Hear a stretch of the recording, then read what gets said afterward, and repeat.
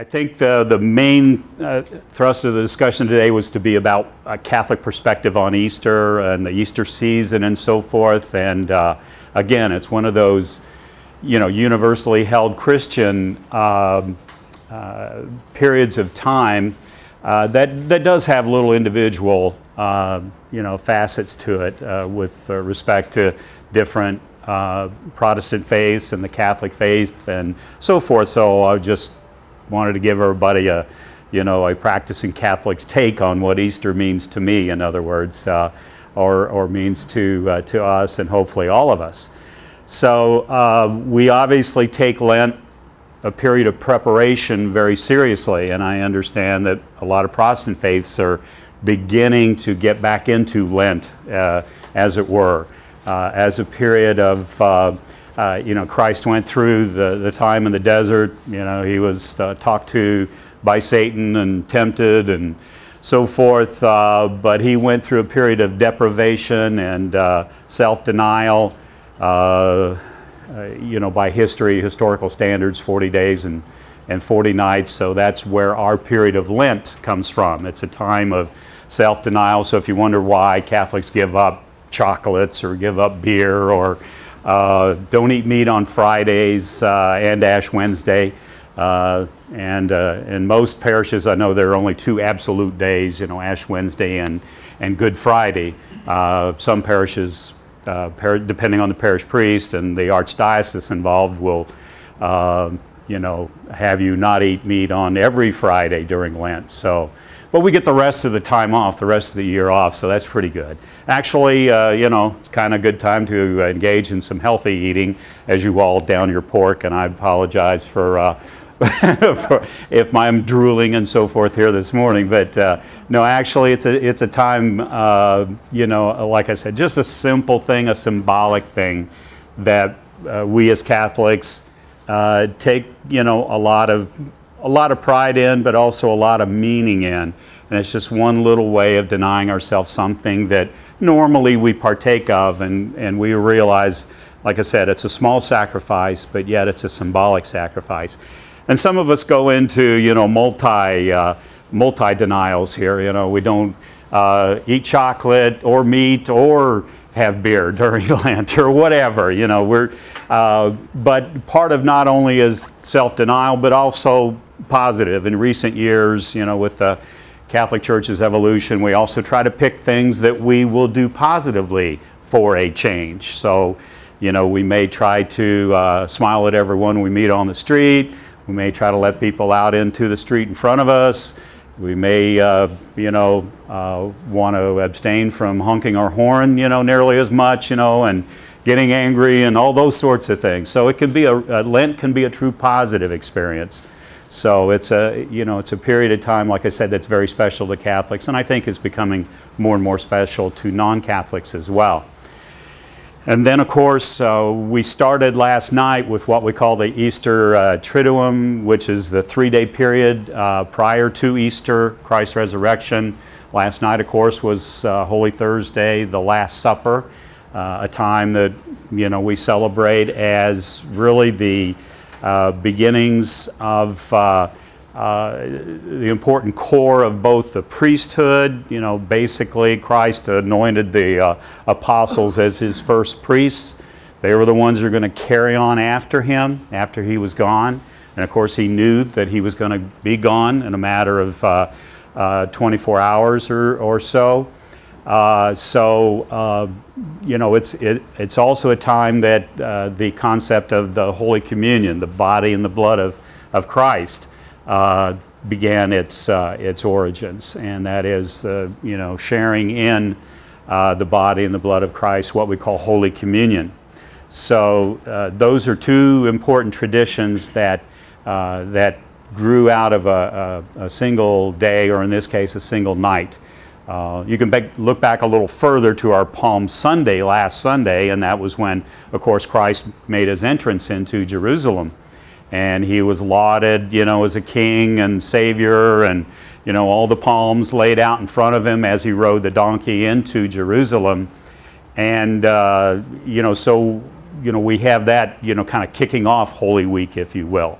Of course, true to human nature, when someone gets put down a little bit, the high priest had Jesus arrested, in the Garden of Gethsemane, and that was the beginning of his downfall. And of course, he knew it was coming the whole time. How many of you have seen the film The Passion? Just an incredible film. I guess we could have left out all of the whipping, the violence of the whipping, but I think that gets the point across to how much this guy suffered for us, okay? Whether indeed his flesh was ripped, from his ribs and everything like was depicted in the film, which I don't have any reason to deny that it was, but it tells us a lot about how someone in their human form, even though he was God, he was still very much human, and how much he sacrificed and how much he bore, and what incredible strength it took to endure that, to endure the crowning with thorns, and of course to endure ultimately carrying his cross. Now it's a historical debate about how much of Jesus' cross he carried. It's thought that probably he only carried the cross piece across his shoulders. That was strapped or tied to his shoulders with his arms out here, and he carried it through the streets of Jerusalem, the way of the cross. But regardless, given the circumstances of his torture, that was a tremendous, human feat to have gone through that. And then, of course, Good Friday, we're celebrating today, approximately 2:30 or so this afternoon. It's kind of like 2:30 or 3 in the afternoon is when, by our tradition, Jesus was crucified. And we generally recognize that moment in time around 3 o'clock or so as, and it's been traditional in our church to have that. That's Marilyn's phone, not mine. So, but at any rate, we have that tremendous, that recognition of Jesus' tremendous suffering for us. And so every little thing that we bear in our life, be it physical or mental or emotional, is just sort of, not trivial by comparison, but it's certainly a lot smaller by comparison. And then there's a whole theology. I'm not going to get into the depths of this, but there's a whole theology of suffering. And because of Jesus' example, of Christ's example, of what suffering means to us as humankind and what it should mean to us, and in effect what a valuable thing it is to us when we suffer, because we grow from suffering. We grow and we empathize and we understand others who have been through worse than us. So it gives us a little inkling. It reinforces our humanity. So I think it reminds us of who and what we are, and what life is like, and like I said, a little bit of what a person who played a crucial role in our salvation went through. So like I said, there's a whole, there's a lot of theology on suffering and so forth, but that's something that I think we all need to reflect upon, in this period of Holy Week is a good time to reflect upon that. And then finally, of course, after Jesus died, he was buried in the tomb. Joseph Arimathea was a wealthy follower of Christ. He had, if you had some status in old-time Jerusalem, you had such things as family, not plots, because they didn't bury people in the ground. They put them in caves, and they literally let the flesh decompose, and then they went back later, collected their bones, and put them in ossuaries or stone boxes. So that was the tradition.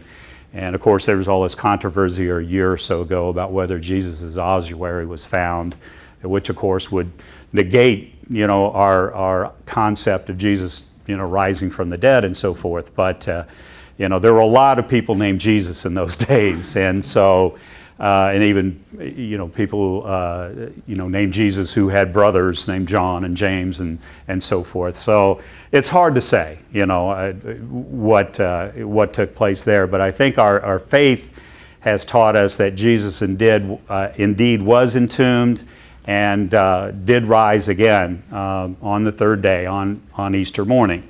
And Mary Magdalene and another Mary, not Mary, Virgin Mary, Jesus' mother, but another Mary were there at the tomb, keeping watch and vigil, along with some of the actually I think it were appointees of the high priest, Jewish high priest, because Pilate, history tells us that Pilate told the high priest to go get your own guards. So I'm not going to bother with posting Roman guards and tie them up, and so forth. So regardless of who was there, we do have a pretty good idea that Mary Magdalene was there along with another Mary, and they indeed witnessed Christ rising on Easter. And of course they rushed back into town, on the outskirts actually, where the apostles were hiding, because they didn't. They feared the retribution of both the high priests as well as the Romans.